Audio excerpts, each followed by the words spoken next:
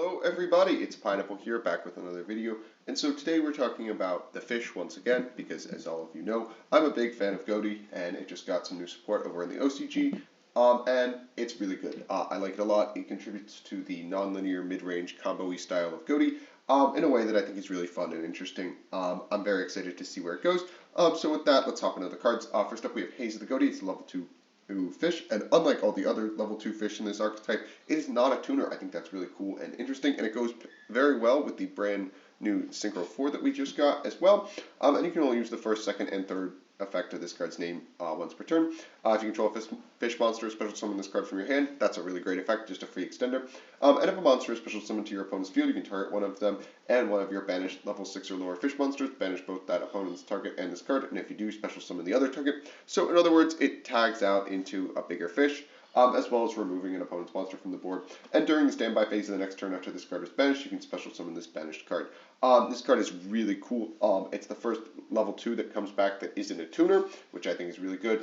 It's just a straight up interruption. It's a free body you can summon. I think this card's an instant 3-up in the deck, and I think it does something super cool. It's like kind of like SP Little Knight, which I think is really awesome.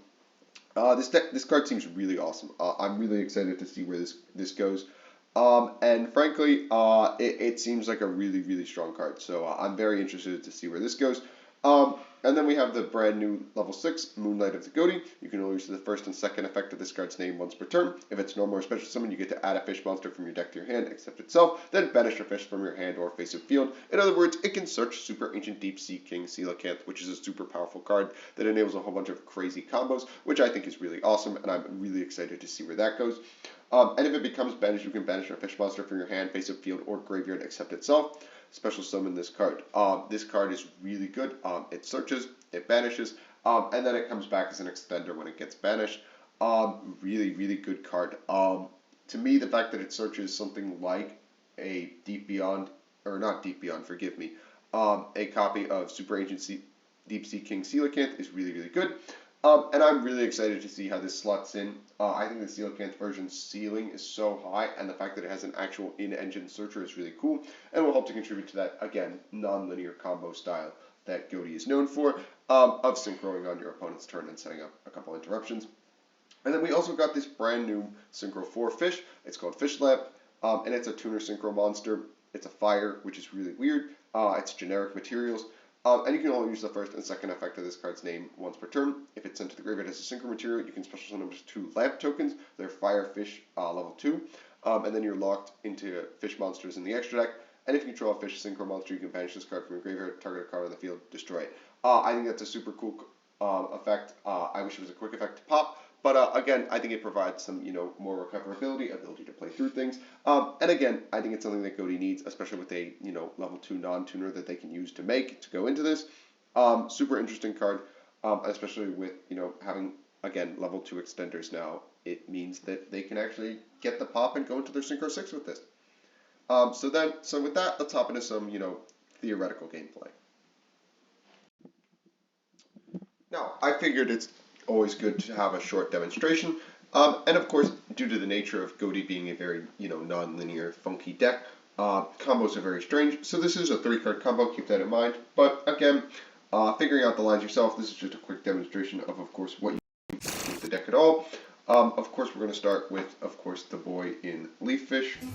Leaf Fish can, of course, dump the new 6. We can go for the field spell, banish our boy, and go get the new 2.